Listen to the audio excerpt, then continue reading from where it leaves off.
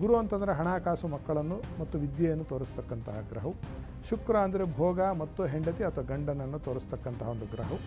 ಯಾರಿಗೋ ಮಕ್ಕಳಾಗಿಲ್ಲ ಅಂದರೆ ಜಾತಕದಲ್ಲಿ ಗುರು ಕೆಟ್ಟಿರಲೇಬೇಕು. ಮದುವೆ ಆಗ್ತಿಲ್ಲ ಅಂದರೆ ಶುಕ್ರ ಕೆಟ್ಟಿರಲೇಬೇಕು. ದೈವಿಕವಾದ ಚಿಂತನೆಯೇ ಇಲ್ಲ ಮನುಷ್ಯನಿಗೆ, ಯಾವಾಗ ಕೂಡ ಭೋಗಲಾಲಸೆಯಲ್ಲೇ ತೇಲ್ತಾ ಇರ್ತಾನೆ ಅಂದರೆ ಕೇತು ಗ್ರಹ ಕೆಟ್ಟು ಹೋಗಿದೆ. ಮನಸ್ಸು ಸರಿ ಇಲ್ಲ, ಡಿಪ್ರೆಷನ್ ಇದೆ. ಇದು ಇತ್ತೀಚಿನ ದಿನಗಳಲ್ಲಿ ಹೆಚ್ಚು ನಮಗೆ ನೋಡ್ಲಿಕ್ಕೆ ಸಿಗ್ತಾ ಇದೆ. ಚಂದ್ರ ಕೆಟ್ಟು ಹೋಗಿದ್ದಾನೆ. ಸಾರಾಸಗಟಾಗಿ ಎಲ್ಲ ಗ್ರಹಗಳು ಶುಭ ಆಗೋದಕ್ಕೆ ಏನು ಮಾಡಬೇಕು? ಈಗ ಧರ್ಮವನ್ನು ಪಾಲಿಸಿ. ದುಡ್ಡನ್ನು ಪೋಲು ಮಾಡದೆ ಮಕ್ಕಳನ್ನು ಬಹಳ ಮುದ್ದಾಡಿದರೆ ಗುರು ಸರಿ ಹೋದ. ಹೆಂಡತಿ ಅಂದರೆ ಒಂದು ಭೋಗದ ವಸ್ತು, ಮನೇಲಿ ಕೆಲಸ ಮಾಡೋಳು ಅಂತಲೂ. ಗಂಡ ಅಂತಂದರೆ ದುಡ್ಡು ತಂದಾಕೋ ATM ಅಂತ ಅಂದ್ಕೊಳ್ತಕ್ಕಂಥ ಹೆಣ್ಣು ಮಕ್ಕಳು ಅಂದುಕೊಂಡ್ರೆ ಶುಕ್ರ ಜಾತಕದಲ್ಲಿ ಕೆಡದೆ ಏನಾಗ್ತಾನೆ? ಒಂದು ಪಂಚಾಂಗವನ್ನು ಕೊಂಡುಕೊಂಡು ಮನೆಯಲ್ಲಿ ಇಟ್ಕೊಳ್ಳಿ ಪ್ರತಿಯೊಬ್ಬರು. ಅಥವಾ ಈಗ ಆ್ಯಪೇ ಇದೆ, ಪ್ರತಿದಿನ ಬೆಳಗ್ಗೆ ಎದ್ದು ಯಾರು ದಿನ ಅವತ್ತಿನ ಪಂಚಾಂಗವನ್ನು ಪೂರ್ತಿ ಓದಬೇಕು. ಇವತ್ತು ಏನು ತಿಥಿ ನಡೀತಾ ಇದೆ ಅಂತ ತಿಳಿದುಕೊಂಡರೆ ಅವತ್ತಿನ ದಿವಸ ನಮ್ಗೆ ಹಣ ಸಿಗುತ್ತಂತೆ. ಅವತ್ತಿನ ದಿವಸ ಯಾವ ನಕ್ಷತ್ರ ಎಷ್ಟು ಗಂಟೆವರೆಗಿದೆ, ಅದಾದ ನಂತರದಲ್ಲಿ ಯಾವ ನಕ್ಷತ್ರ ಇದೆ ಅಂತ ಯಾರಿಗೆ ಮತಿಯಲ್ಲಿದೆಯೋ ಅವರಿಗೆ ಅವತ್ತಿನ ಪಾಪ ಹೊರಟೋಗುತ್ತೆ. ಅವತ್ತಿನ ದಿವಸ ಯಾವ ಕರ್ಣ ಇದೆ ಅಂತ ಹೇಳಿ ನಾವು ತಿಳಿದುಕೊಂಡರೆ ಅವತ್ತಿನ ದಿವಸ ನಾವು ಅಂದುಕೊಂಡಿರ್ತಕ್ಕಂತಹ ಕೆಲಸಗಳು ನಮಗೆ ಸಿದ್ಧಿಸುತ್ತೆ ಅಂತ. ಸೋಫಾ ಮೇಲೆ ಕಾಲು ಚಾಚಿಕೊಂಡು ಕಾಫಿ ಕುಡಿತಾ ಓದಬಾರ್ದು ಪಂಚಾಂಗ. ಅದು ಡೇಟು, ಮಂತು, ಆಮೇಲೆ ಇಸ್ವಿ ಅನ್ನೋದು ಪಾಶ್ಚಿಮಾತ್ಯ ಸಂಸ್ಕೃತಿ ತಾನೆ. ಅದು ವ್ಯವಹಾರಕ್ಕೆ ಇಟ್ಕೊಳ್ಳಿ, ಮನೆಯಿಂದ ಹೊರಗಡೆಗೆ. ನವಗ್ರಹಗಳ ಕಾಟ ಅವರಿಗೆ ಬಹುಶಃ ನನ್ನ ಅನುಭವದಲ್ಲಿ ನಾನು ನೋಡೋದು 90% ಬಿಟ್ಟು ಹೋಗುತ್ತೆ.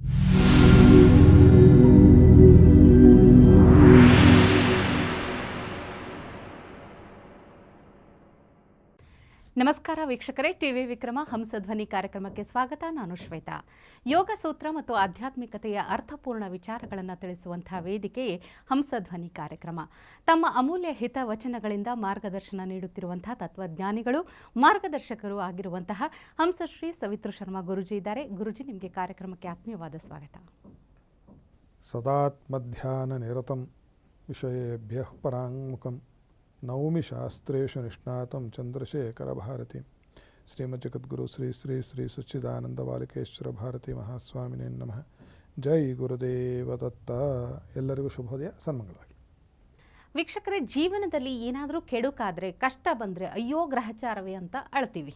ಆದರೆ ಗ್ರಹಗಳಿರೋದು ಕೆಡುಕನ್ನು ತರಲಿಕ್ಕ ಇಲ್ಲ. ಶುಭವನ್ನು ಮಾಡಬೇಕು ಅಂದರೆ ಏನು ಮಾಡಬೇಕು ಅನ್ನೋದನ್ನು ಇವತ್ತಿನ ಸಂಚಿಕೆಯಲ್ಲಿ ತಿಳಿದುಕೊಳ್ಳೋಣ. ಈ ನವಗ್ರಹಗಳು ನಮ್ಮನ್ನು ಕಾಡದೆ ಯಾವಾಗಲೂ ಸುಖಕರವಾಗಿ ಇಟ್ಟಿರಬೇಕು ಅನ್ನೋದಕ್ಕೆ ಉಪಾಯಗಳಿದೆಯಾ ಗುರುಜಿ?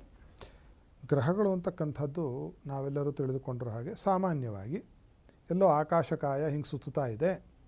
ಅದು ಸುತ್ತೋದರಿಂದ ನಮಗೇನಾಗುತ್ತೆ? ತೊಂದರೆಗಳು, ಕೆಡಕುಗಳು, ತಾಪತ್ರಯಗಳು ಆಗುತ್ತೆ ಅಂತಕ್ಕಂಥದ್ದು.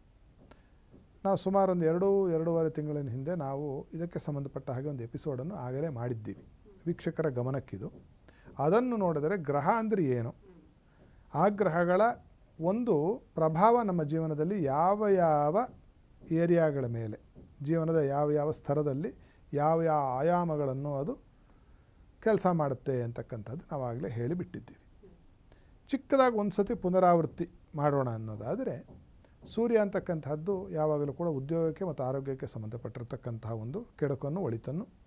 ಚಂದ್ರ ಅಂತಕ್ಕಂಥದ್ದು ಯಾವಾಗಲೂ ಕೂಡ ತಾಯಿ ಮತ್ತು ಮನಸ್ಸಿನ ಮೇಲೆ ಹೆಚ್ಚಿನ ಒಂದು ಕೆಟ್ಟ ಪ್ರಭಾವವನ್ನು, ಒಳ್ಳೆಯ ಪ್ರಭಾವವನ್ನು. ಕುಜ ಅಂತಂದರೆ ಅಣ್ಣ ತಮ್ಮಂದಿರು, ಧೈರ್ಯ, ಸಾಹಸ, ಭೂಮಿ ಇತ್ಯಾದಿಗಳಿಗೆ ಒಂದು ಕಾರಕನು. ಬುಧ ಅಂತಂದರೆ ಮಾತು ಮತ್ತು ವಿದ್ಯೆ ಮತ್ತು ಅಕೌಂಟ್ಸಿಗೆ ಸಂಬಂಧಪಟ್ಟಿರ್ತಕ್ಕಂತಹ ಒಂದು ಮತ್ತು ಸೋದರ ಮಾವ ಜ್ಞಾತಿಗಳನ್ನು ತೋರಿಸ್ತಕ್ಕಂಥ ಗ್ರಹವು. ಗುರು ಅಂತಂದರೆ ಹಣಕಾಸು, ಮಕ್ಕಳನ್ನು ಮತ್ತು ವಿದ್ಯೆಯನ್ನು ತೋರಿಸ್ತಕ್ಕಂತಹ ಗ್ರಹವು. ಶುಕ್ರ ಅಂದರೆ ಭೋಗ ಮತ್ತು ಹೆಂಡತಿ ಅಥವಾ ಗಂಡನನ್ನು ತೋರಿಸ್ತಕ್ಕಂತಹ ಒಂದು ಗ್ರಹವು. ಶನಿ ಅಂದರೆ ಆಯುಷ್ಯ, ಕಷ್ಟ ನಷ್ಟಗಳನ್ನು ತೋರಿಸ್ತಕ್ಕಂಥ ಗ್ರಹವು. ಈ ರೀತಿಯಾಗಿ ನಾವು ಸ್ಥೂಲವಾಗಿ ಹೇಳಬಹುದು. ಈಗ ಈ ಗ್ರಹಗಳು ಕೆಟ್ಟಿದೆ ಅನ್ನೋದು ನಮಗೆ ಹೆಂಗೆ ಗೊತ್ತಾಗುತ್ತೆ ಅಂತಂದರೆ, ಉದಾಹರಣೆಗೆ ಯಾರಿಗೋ ಮಾತಿನ ಸಂಬಂಧಪಟ್ಟಂಥ ತೊಂದರೆ ಇದ್ದರೆ ಜಾತಕದಲ್ಲಿ ನೀವು ಹೆಂಗೆ ಹುಡುಕಿದ್ರು ಕೂಡ ನಮಗೆ ಸಿಗ್ತಕ್ಕಂಥ ಬುಧ ಕೆಟ್ಟು ಹೋಗಿರ್ತಾನೆ. ಯಾರಿಗೋ ಮಕ್ಕಳಾಗಿಲ್ಲ ಅಂದರೆ ಜಾತಕದಲ್ಲಿ ಗುರು ಕೆಟ್ಟಿರಲೇಬೇಕು. ಮದುವೆ ಆಗ್ತಿಲ್ಲ ಅಂದರೆ ಶುಕ್ರ ಕೆಟ್ಟಿರಲೇಬೇಕು. ಬಹಳ ದರಿದ್ರ, ಬಹಳ ತಿರ್ಗಾ ತೊಂದರೆ, ದಿಕ್ಕಾಪಾಲಾಗಿ ಹೋಗ್ತಕ್ಕಂತಹ ತೊಂದರೆ ಇದೆ ಅಂದರೆ ಶನಿ ಕೆಟ್ಟು ಹೋಗಿದ್ದಾನೆ. ಹೊರದೇಶದಲ್ಲೇ ಇರೋ ಥರ ಆಗಿದೆ, ವಾಪಸ್ಸು ಸ್ವದೇಶಕ್ಕೆ ಬಂದಿಲ್ಲ ಅಂತಂದರೆ ರಾಹು ಕೆಟ್ಟೋಗಿದ್ದಾನೆ. ದೈವಿಕವಾದ ಚಿಂತನೆಯೇ ಇಲ್ಲ ಮನುಷ್ಯನಿಗೆ, ಯಾವಾಗ ಕೂಡ ಭೋಗಲಾಲಸೆಯಲ್ಲೇ ತೇಲ್ತಾ ಇರ್ತಾನೆ ಅಂದರೆ ಕೇತು ಗ್ರಹ ಕೆಟ್ಟು ಹೋಗಿದೆ. ಮನಸ್ಸು ಸರಿ ಇಲ್ಲ, ಬಹಳ ಗಾಬರಿ ಆಗ್ತಾ ಇರುತ್ತೆ, ಸ್ಕ್ರಿಜೋಫೇನಿಯಾ ಇದೆ, ಡಿಪ್ರೆಷನ್ ಇದೆ. ಇದು ಇತ್ತೀಚಿನ ದಿನಗಳಲ್ಲಿ ಹೆಚ್ಚು ನಮಗೆ ನೋಡ್ಲಿಕ್ಕೆ ಸಿಗ್ತಾ ಇದೆ. ಚಂದ್ರ ಕೆಟ್ಟು ಹೋಗಿದ್ದಾನೆ.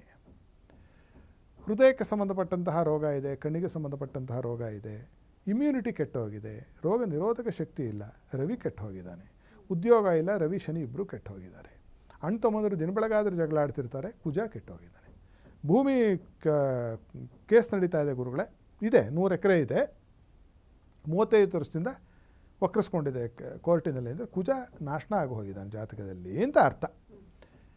ಈ ಎಲ್ಲ ವಿಚಾರಗಳನ್ನು ನೋಡಿದಾಗ ಯಾವುದಕ್ಕೂ ಒಂದೊಂದಕ್ಕೊಂದು ರಿಪೇರಿ ಮಾಡದೆ ಸಾರಾಸಗಟಾಗಿ ಎಲ್ಲ ಗ್ರಹಗಳು ಶುಭ ಆಗೋದಕ್ಕೆ ಏನು ಮಾಡಬೇಕು? ಈಗ ಧರ್ಮವನ್ನು ಪಾಲಿಸಬೇಕು. ಹಿಂದಿನವ್ರು ಹೇಳಿಬಿಟ್ಟಿದ್ದಾರೆ ಇದನ್ನು. ಹಿಂದಿನವ್ರು ಏನು ಮಾಡ್ತಿದ್ರು? ಬೆಳಗ್ಗೆ ಎದ್ದ ತಕ್ಷಣ ಅವರು ಕೈಕಾಲು ತೊಳೆದುಕೊಂಡ ತಕ್ಷಣ ಮೊದಲನೇ ಕೆಲಸ ಏನು ಮಾಡ್ತಿದ್ರು ಅನ್ನೋದು ತಂದೆ ತಾಯಿಗೆ ನಮಸ್ಕಾರ ಮಾಡ್ತಿದ್ರು ಹಿಂದಿನವರು. ತಂದೆಗೆ ಮಾಡಿದ್ರೆ ರವಿ ದೋಷ ಹೋಯಿತು, ತಾಯಿಗೆ ಮಾಡಿದ್ರೆ ಚಂದ್ರನ ದೋಷ ಹೋಯಿತು. ಇಲ್ಲೊಂದು ಎಚ್ಚರಿಕೆ, ನಮಸ್ಕಾರ ಮಾಡೋದು ಅಪ್ಪ ಅಮ್ಮನ ಕೆಟ್ಟದಾಗಿ ನಡೆಸ್ಕೊಳ್ಳೋದು ಉಪಯೋಗಕ್ಕೆ ಬರೋದಿಲ್ಲ. ಬೈಯೋದು, ಏಕವಚನದಲ್ಲಿ ತಂದೆ ತಾಯಿನ ಬೈಯೋದು ಅಥವಾ ಇಟ್ಕೊಂಡು ಹೊಡಿತಕ್ಕಂತಹ ಮಹನೀಯರು ಕೂಡ ಇದ್ದಾರೆ ಎಷ್ಟೋ ಜನ ಪಾಪ ನಮ್ಮಲ್ಲಿ, ನಮ್ಮ ಸಮಾಜದಲ್ಲಿ. ಆ ಥರ ಮಾಡಿದರೆ ಅವರು ನಾಶನ ಆಗಿ ಹೋಗ್ತಕ್ಕಂಥದ್ದು ಕಟ್ಟಿಟ್ಟ ಬುದ್ಧಿ. ಅವರು ಸರ್ವನಾಶನ ಆಗಿ ಹೋಗ್ತಾರೆ. ತಂದೆ ತಾಯಿಗೆ ಯಾರು ತೊಂದರೆಯನ್ನು ಕೊಡ್ತಾರೋ ಅವರು ಇಹದಲ್ಲೂ ಈಗಿರ್ಬೋದು ಸ್ವಲ್ಪ ಸುಖವಾಗಿ, 1-2 ಗಾಡಿ ಇಟ್ಕೊಂಡು, ಮನೆ ಇಟ್ಕೊಂಡು, ಬಂಗಾರದ ಒಡವೆ ಹಾಕ್ಕೊಂಡು, ಒಟ್ಟಿನಲ್ಲಿ ಅವರಿಗೆ ಕಟ್ಟಿಟ್ಟ ಬುಟ್ಟಿ ದೊಡ್ಡ ತೊಂದರೆ, ನರಕ ಪ್ರಾಪ್ತಿ 100% ಸಿದ್ಧ. ಆನಂತರದಲ್ಲಿ ಏನಾಗ್ತಿತ್ತು, ಮನೆಯಲ್ಲಿ ಅಣ್ಣ ತಮ್ಮಂದರೊಂದಿಗೆ ಒಂದು ಬಾಂಧವ್ಯ ಇತ್ತು. ತಮ್ಮ ಏನು ಮಾಡೋದು, ತಂಗಿ ಏನು ಮಾಡಿದ್ರು ಕ್ಷಮಿಸ್ತಕ್ಕಂತಹ ಒಂದು ಮನೋಭಾವನೆ ಇತ್ತು. ನನ್ನ ತಮ್ಮ ಬಿಡು, ಅವನೇ ತೊಗೊಳ್ಳಿ ಅಂತ. ಕುಜ ಸರಿ ಹೋಗ್ತಾನೆ. ಕೆಟ್ಟ ಮಾತಾಡಿದ್ರೆ ಮನೇಲಿ ಬೈಯೋರು, ಯಾರನ್ನ ಬಾರೋ ಇಲ್ಲಿ ಅಂದರೆ ಏನು ಬಾರೋ ಇಲ್ಲಿ ಅಂತೀಯ, ಬನ್ನಿ ಇಲ್ಲಿ ಅಂತ ಕರಿ ಅನ್ನೋರು. ಒಳ್ಳೆಯ ಮಾತನಾಡಿದ್ರೆ ಬುಧ ಸರಿ ಹೋದ. ಆಮೇಲೆ ಹಣವನ್ನು ಪೋಲ್ ಮಾಡಬೇಡಿ ಅಂತ ಹೇಳೋರು. ಎಲ್ಲಿಗೆ ಹೋದ್ರೂ ಹಣವನ್ನು ಪೋಲ್ ಮಾಡಿಬಿಡಪ್ಪ ಅನ್ನೋರು.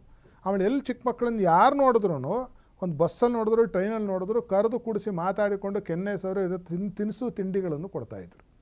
ಈಗ ಯಾರು ಮಕ್ಕಳನ್ನ ಮಾತಾಡಿಸೋ ಗೋಜಿಗೆ ಹೋಗೋದಿಲ್ಲ. ಮುಖ ತಿರುಗಿಸ್ಕೊಂಡು ಹೋಗ್ಬಿಡ್ತಾರೆ, ಆ ಮಗುವನ್ನು ಎಲ್ಲಿ ಮಾತಾಡಿಸ್ಬೇಕಾಗುತ್ತೋ ಅಂತ. ದುಡ್ಡನ್ನು ಪೋಲು ಮಾಡದೆ ಮಕ್ಕಳನ್ನು ಬಹಳ ಮುದ್ದಾಡಿದರೆ ಗುರು ಸರಿ ಹೋದ. ಗುರು ಹಿರಿಯರನ್ನು ಗೌರವಿಸಿದರೆ, ಟೀಚರ್, ನಾನೇ ಸ್ಕೂಲಲ್ಲಿ ಓದ್ತಿರ್ಬೇಕಾದ್ರೆ ನಮಗೆ ಪಾಠ ಹೇಳಿಸೋಕ್ಕಂದ್ರೆ ಮಿಡ್ಲ್ ಸ್ಕೂಲು, ಪ್ರೈಮರಿ ಸ್ಕೂಲ್ ಮೇಷ್ಟ್ರು ಎಲ್ಲಿ ಸಿಕ್ಕಿರೋದು ನಮಸ್ಕಾರ ಸರ್ ಅಂತಿದ್ವಿ, ನಮಸ್ಕಾರ ಗುರುಗಳೇ ಅಂತಿದ್ವಿ.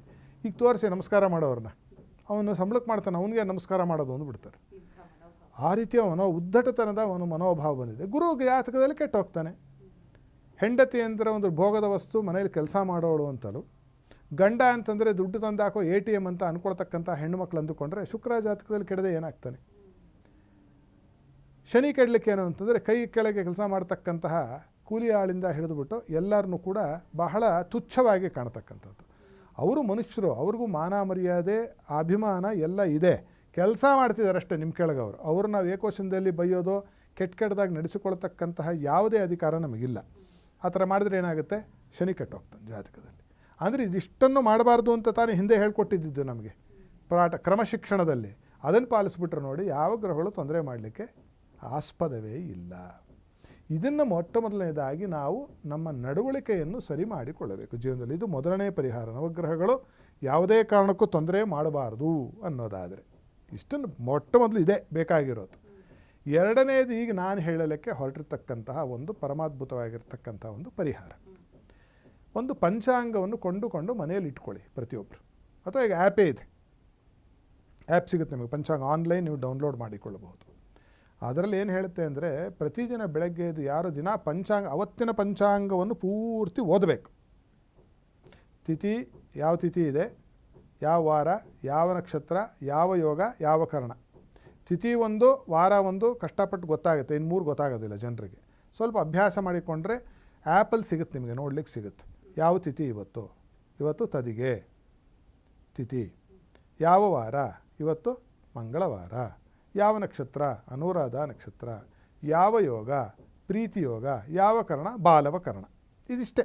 ಇದಕ್ಕೆ 5 ಅಂಗಗಳಿಂದ ಒಂದು ದಿನ ಮಾಡಲ್ಪಟ್ಟಿದೆ. ಯಾವುದು? ನಮ್ಮ ಸನಾತನ ಧರ್ಮದ ಜ್ಯೋತಿಷ್ಯದಲ್ಲಿ. ಇದನ್ನು ಮಾಡೋದರಿಂದ ಏನು ಫಲ ಅಂತ ಹೇಳ್ಬಿಟ್ಟಿದೆ ಅಂತಂದರೆ, ಕಲ್ಯಾಣಾದಿ ಗುಣಾವಹಂ ರಿಪುಹರಂ ದುಸ್ವಪ್ನ ದೋಷಾಪಹಂ ಗಂಗಾಸ್ನಾನ ವಿಶೇಷ ಪುಣ್ಯಫಲದಂ ಗೋದಾಲ ತುಲ್ಯಾಂ ಋಣಂ ಆಯುರ್ವೃದ್ಧಿತ ಉತ್ತಮಂ ಸುಖಂ ಸಂತಾನ ಸಂಪತ್ಪ್ರದಂ ನಾನಾಕರ್ಮ ಸುಸಾಧನಂ ಸಮುಚಿತಂ ಪಂಚಾಂಗಂ ಆಕರ್ಣ್ಯತಾಂ. ಅಂದರೆ ಕಲ್ಯಾಣ, ನಿಮಗೆ ಮನೆಯಲ್ಲಿ ನಿತ್ಯ ಕಲ್ಯಾಣದ ಮದುವೆ ಅಂತನಲ್ಲಿ ಎಲ್ಲ ಥರದ ಶುಭ. ರಿಪುಹರಂ, ಶತ್ರುಗಳು ನಾಶ ಆಗಿ ಹೋಗ್ತಾರೆ. ದುಸ್ವಪ್ನಗಳು ಬರೋದಿಲ್ಲ. ದಿನ ಗಂಗಾ ಸ್ನಾನ ಮಾಡಿದಂತಹ ಫಲ ಬರುತ್ತೆ, ಗೋದಾನ ಕೊಟ್ಟಂತಹ ಫಲ ಬರುತ್ತೆ, ಆಯುಸ್ಸು ವೃದ್ಧಿ ಆಗುತ್ತೆ, ಮಕ್ಕಳಾಗ್ತವೆ, ಮರಿಗಳಾಗ್ತವೆ, ನಾನಾ ಕರ್ಮ ಸುಸಾಧನ ಅಂದುಕೊಂಡಿರ್ತಕ್ಕಂತಹ ಎಲ್ಲ ಕೆಲಸಗಳು ಲೀಲಾಜಾಲ ಹೂವೆತ್ತಿದ ಹಾಗೆ ಆಗಿ ಹೋಗುತ್ತೆ. ಯಾವಾಗ ಅಯ್ಯ ಪಂಚಾಂಗ ಓದ್ತಾ ಇದ್ದೀನಿ, ಕಿವಿ ಕೊಟ್ಟು ಕೇಳ್ರಯ್ಯ ಅಂತ ಈ ಶ್ಲೋಕದ ಅರ್ಥ. ಇದನ್ನೇ ಹೇಳ್ತಾ ದೇವಸ್ಥಾನಗಳಲ್ಲಿ ಒಂದು ಅಷ್ಟಾವಧಾನ ಸೇವೆ ಅಂತ ಮಾಡ್ತಾರೆ. ಮೊನ್ನೆ ಎಲ್ಲ ಟಿ ವಿಯಲ್ಲಿ ನೋಡಿರ್ತೀರಿ ನೀವು, ಯಾವುದೋ ನವರಾತ್ರಿ ಆದಾಗ ಕೊನೆಯಲ್ಲಿ ಮಾಡ್ತಾರೆ ಅಷ್ಟಾವಧಾನ ಅಂತ. ಅದರಲ್ಲಿ ಏನು ಮಾಡ್ತಾರೆ, ಪಂಚಾಂಗ ಶ್ರವಣ ಅಂತಾರೆ. ಆವಾಗ ಒಂದು ಶ್ಲೋಕವನ್ನು ಹೇಳ್ತಾರೆ, ತಿಥೇ ಶ್ರಿಯಮವಾಪ್ನೋತಿ ವಾರಾದಾಯುಷ್ಯವರ್ಧನಂ ನಕ್ಷತ್ರಾತ್ ಹರತೆ ಪಾಪಂ ಯೋಗಾದ್ ರೋಗ ನಿವಾರಣಂ ಆಮೇಲೆ ಕರ್ಣಾತ್ ಕಾರ್ಯಸಿದ್ಧಿಶ್ಚ ಪಂಚಾಂಗ ಫಲಮುತ್ತಮ. ಈ 5 ಅಂಗಗಳನ್ನು ಓದೋದರಿಂದ ದಿನ ಬೆಳಗ್ಗೆ ಎದ್ದ ತಕ್ಷಣ ಏನಪ್ಪ ಆಗುತ್ತೆ ಅಂತಂದರೆ, ಇವತ್ತು ಏನು ತಿಥಿ ನಡೀತಾ ಇದೆ ಅಂತ ತಿಳಿದುಕೊಂಡರೆ ಆವತ್ತಿನ ದಿವಸ ನಮ್ಗೆ ಹಣ ಸಿಗುತ್ತಂತೆ. ತಿಥೇ ಶ್ರಿಯಮವಾಪ್ನೋತಿ, ಅದು ನಿಮಗೆ ದುಡ್ಡು ಕೊಡುತ್ತೆ. ವಾರಾದ ಆಯುಷ್ಯವರ್ಧನಂ, ಯಾವ ವಾರ ಅಂತ ನಿಮಗೆ ಗೊತ್ತಿದ್ದರೆ ಅದು ಬೆಳಗ್ಗೆ ಎದ್ದು ಓದ್ಕೋಬೇಕು, ನಿಮಗೇನಾಗುತ್ತೆ, ಆಯುಷ್ಯ ಹೆಚ್ಚುತ್ತಂತೆ. ಆವತ್ತಿನ ದಿವಸ ನಿಮಗೆ ಯಾವುದೇ ಕಾರಣಕ್ಕೆ ನೀವು ಮೃತ್ಯು ಬರೋದಿಲ್ಲ ಅವರಿಗೆ. ಆಯುಷ್ಯ ಮುಗಿದೇ ಇದ್ದರೆ ಅಪಮೃತ್ಯು ಬರೋದಿಲ್ಲ. ನಕ್ಷತ್ರಾದ ಹರತೆ ಪಾಪಂ, ಅವತ್ತಿನ ದಿವಸ ಯಾವ ನಕ್ಷತ್ರ ಎಷ್ಟು ಗಂಟೆವರೆಗಿದೆ, ಅದಾದ ನಂತರದಲ್ಲಿ ಯಾವ ನಕ್ಷತ್ರ ಇದೆ ಅಂತ ಯಾರಿಗೆ ಮತಿಯಲ್ಲಿದೆಯೋ ಅವರಿಗೆ ಅವತ್ತಿನ ಪಾಪ ಹೊರಟೋಗುತ್ತೆ. ಯೋಗಾದ್ ರೋಗ ನಿವಾರಣಂ, 27 ಯೋಗಗಳೇ ಅವತ್ತಿನ ದಿವಸ ಯಾವ ಯೋಗ ಇದೆ ಈ 3 ಹೇಳ್ಬಿಡ್ತಾರೆ, ಹೆಂಗೋ ಮಾಡಿ. ಅದು ತಿಥಿವಾರ ನಕ್ಷತ್ರ. ಯೋಗ ಕರಣಗಳ ಬಗ್ಗೆ ದಿನಕ್ಕೆ 2 ಕರ್ಣ ಬರುತ್ತೆ, ಅದರ ಬಗ್ಗೆ ನಮ್ಗೆ ಗಮನ ಇರಬೇಕು. ಅವತ್ತಿನ ದಿವಸ ಯಾವ ಯೋಗ ಇದೆ ಅಂತ ನಡೆದುಕೊತ ಬಂದರೆ ಅವತ್ತಿನ ದಿವಸ ನಮಗೆ ತಿಳಿದುಕೊಂಡ್ಬಿಟ್ರೆ ಅವರಿಗೆ ರೋಗ ಬರೋದಿಲ್ಲ ಅಂತ ಒಂದು ಉಲ್ಲೇಖ ಇದೆ ಶಾಸ್ತ್ರದಲ್ಲಿ. ಯಾವ ಕರ್ಣ, ಭವ, ಬಾಲವ, ಕೌಲವ, ಈ ಥರ 11 ಕರ್ಣಗಳೇ. ಕರ್ಣ ಅಲ್ಲ, ಕರಣ ಬಿಡಿಸಿ ಹೇಳ್ತಾ ಇರೋದು. ಅವತ್ತಿನ ದಿವಸ ಯಾವ ಕರ್ಣ ಇದೆ ಅಂತ ಹೇಳಿ ನಾವು ತಿಳಿದುಕೊಂಡರೆ ಅವತ್ತಿನ ದಿವಸ ನಾವು ಅಂದುಕೊಂಡಿರ್ತಕ್ಕಂತಹ ಕೆಲಸಗಳು ನಮಗೆ ಸಿದ್ಧಿಸುತ್ತೆ ಅಂತ. ಆದ್ದರಿಂದ ಏನು ಅಂತಂದರೆ, ಮೊದಲನೆಯದು ಧರ್ಮಬದ್ಧವಾಗಿ ಧರ್ಮದ ಚೌಕಟ್ಟಿನಲ್ಲಿ ಸಮಾಜಕ್ಕೆ ಘಾತಕರಾಗದೆ ಬದುಕೋದು ಮೊದಲನೆಯದು ಮಾಡಬೇಕು. ಸಮಾಜ ಅಂದರೆ ಯಾವುದು ಅಂದರೆ ಪ್ರಕೃತಿನ ಹಾಳು ಮಾಡೋಕ್ಕೆ ಹೋಗಬಾರ್ದು. ಪ್ರಕೃತಿಯ ರೂಪವೇ ತಾನೆ ಎಲ್ಲರೂ, ತಂದೆ ತಾಯಿ, ಅಣ್ಣ ತಮ್ಮ, ಅಕ್ಕ ತಂಗಿ, ಸ್ನೇಹಿತರು, ಅಕ್ಕಪಕ್ಕದವರು, ಆಜುಬಾಜಿನವರು, ಪಕ್ಕದ ಮನೆಯವರು, ಅವ್ರಿಗೆ ಯಾಕೆ ಬೈಬೇಕು ನಾವು ಅಲ್ವಾ? ಈಗ ಯಾರಿಗಾದ್ರಲ್ಲಿ ಕಸ ಹಾಕಿದರೆ ಹಿಂದೆ ಎಲ್ಲ ಹೆಂಗೆ ಹೇಳ್ತಿದ್ರು, ಅಮ್ಮ ನೋಡಿ ಅಲ್ಲಿ ಸ್ವಲ್ಪ ಕಸ ಬಿದ್ದಿದೆ ದಯವಿಟ್ಟು ತೆಗೀರಿ. ಈಗಿನ ಕಾಲದಲ್ಲಿ ಏನು ಮಾಡ್ತಂದರೆ, ಏಯ್ ತೆಗೀರಿ, 3 ಜನ ಬರ್ತಾರೆ ಅದನ್ನು ಹೇಳೋಕ್ಕೆ ಗುಂಪು ಕಟ್ಟಿಕೊಂಡು. ಇದೇನಂತಂದರೆ ಇದು ಪಶುತ್ವ, ಇದು ಮನುಷ್ಯತ್ವ ಅಲ್ಲ. ನೀವು ಕೇಳದೇ ಇದ್ದರೆ ಜೋರ ಆಮೇಲೆ ದಬಾಯಿಸಿ ಹೇಳೋದಿದ್ದೇ ಇದೆ ಅಲ್ವಾ? ಅದು ಸಮಾಧಾನ, ಭೇದ, ದಂಡ ಅಂತ ಹೇಳಿಕೊಟ್ಟಿದ್ದಾರೆ. ಆದ್ದರಿಂದ ಸೌಜನ್ಯಪೂರಿತವಾಗಿ ಬದುಕ್ತಕ್ಕಂಥದ್ದನ್ನು ಮೊದಲನೆಯದು ಕಲಿತುಕೊಳ್ಳಬೇಕು. ಆನಂತರದಲ್ಲಿ ನಾವು ಅಳವಡಿಸಿಕೊಳ್ಬೇಕಾಗಿರೋದು, ದಿನ ಬೆಳಗ್ಗೆ ಎದ್ದ ತಕ್ಷಣ ಹಲ್ಲಾದರೂ ಉಜ್ಜಿ ಮುಖವನ್ನು ತೊಳೆದು ಒಂದು ವಿಭೂತಿ, ಗಂಧ, ಕುಂಕುಮ, ಮುದ್ರಾದಿಗಳ ಒಂದು ಧಾರಣೆಯನ್ನು ಮಾಡಿ ರಿಕ್ತ ಫಲದಲ್ಲಿ ಇರಬಾರ್ದಂತೆ, ಬರಿಹಣೆಯಲ್ಲಿ ಇರಬಾರ್ದು ಅಂತ ಶಾಸ್ತ್ರ. ಆನಂತರದಲ್ಲಿ ಸೋಫಾ ಮೇಲೆ ಕಾಲು ಚಾಚಿಕೊಂಡು ಕಾಫಿ ಕುಡಿತಾ ಓದಬಾರ್ದು ಪಂಚಾಂಗ. ಎಲ್ಲ ಒಂದು ಕಡೆ ಒಂದು ಚಾಪೆ ಹಾಕ್ಕೊಂಡು ಚಕ್ಮಟ್ಲು ಹಾಕ್ಕೊಂಡು ಕೆಳಗಡೆ ಪದ್ಮಾಸನದಲ್ಲಿ ಪೂರ್ವಾಭಿಮುಖ ಉತ್ತರಾಭಿಮುಖ ಕೂತ್ರೆ 1 ನಿಮಿಷದ ಕೆಲಸ ಪಂಚಾಂಗ ಓದಲಿಕ್ಕೆ. ಮನೆಯವರೆಲ್ಲ ಕೇಳಿಸ್ಕೊಳ್ಳೋದು, ಒಂದು ಪದ್ಧತಿ ಮಾಡ್ಕೊಳ್ಳೋದು. ಬೆಳಗ್ಗೆ ಎದ್ದ ತಕ್ಷಣ ಪಂಚಾಂಗ ಇವತ್ತು ಕೇಳೋಣ ಅಂತಂದರೆ, ಇವತ್ತೇನು ಡೇಟು ಅಂದರೆ ಎಲ್ಲರೂ ಹೇಳ್ತಿದ್ದಾರೆ ನಮ್ಮವರು. ಅದು ಡೇಟು, ಮಂತು, ಆಮೇಲೆ ಇಸ್ವಿ ಅನ್ನೋದು ಸನಾತನವ ಪಾಶ್ಚಿಮಾತ್ಯ ಸಂಸ್ಕೃತಿ ತಾನೆ. ಅದು ವ್ಯವಹಾರಕ್ಕೆ ಇಟ್ಕೊಳ್ಳಿ ಮನೆಯಿಂದ ಹೊರಗಡೆಗೆ.